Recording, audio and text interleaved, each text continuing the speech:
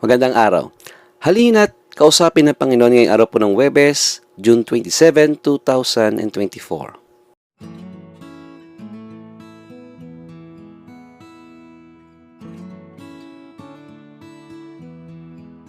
Ang mabuting balita ng Panginoon ayon kay San Mateo. Noong panahong iyon, sinabi ni Jesus sa kanyang mga alagad, "Hindi lahat ng tumatawag sa akin, Panginoon, Panginoon, ay papasok sa kaharian ng langit, kundi yaon lamang sumusunod sa kalooban ng aking Amang nasa langit. Pagdating ng huling araw, marami ang magsasabi sa akin, Panginoon, nangaral po kami at nagpalayas ng mga demonyo at gumawa ng mga kababalaghan sa inyong pangalan.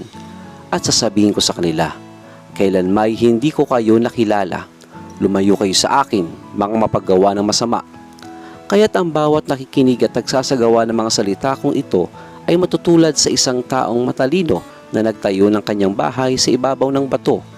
Umulan ng malakas, bumaha, at binayo ng malakas na hangin ang bahay na iyon, ngunit hindi nagiba sapagkat nakatayo sa ibabaw ng bato.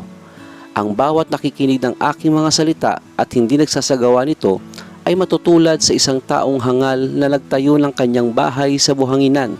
Umulan ng malakas, bumaha, at binayo ng malakas na hangin ng bahay. Bumagsak ang bahay na iyon at lubusang nawasak.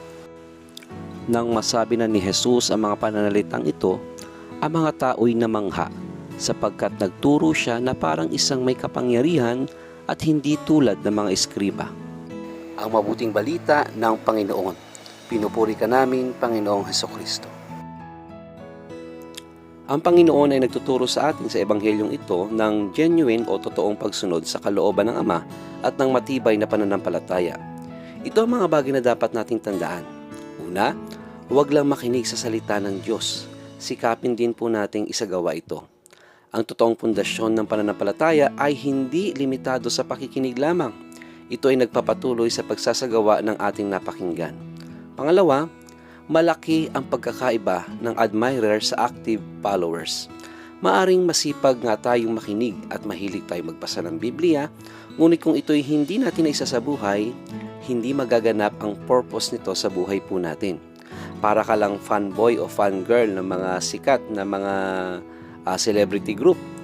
At katulad nung sinabi ng Panginoon na nagtayo ng bahay sa buhangin, guguho agad ang ating buhay pananampalataya sapagkat hindi ito nakatayo sa matibay na pundasyon. Kailangan si Kristo ang maging matibay nating pundasyon sa ating pananampalataya. At ulitin natin, hindi lamang po ito limitado sa pakikinig at pagbabasa ng salita ng Diyos. Dapat po natin itong maisabuhay. Tandaan, huwag lang makinig kundi maging active. Huwag lang lip service, kundi genuine obedience. Kumustahin natin ang ating mga sarili sa pagninilay na ito. Naka-align ba ang ating pong isip, ang ating salita o gawa sa kalooban ng Diyos? Manalangin po tayo. Panginoon, tulungan niyo po kaming maging totoo sa aming pagsunod sa inyo. Sa ngalan ng Ama, Anak, Espiritu Santo. Amen. Pagpalain kayo sa buong maghapon.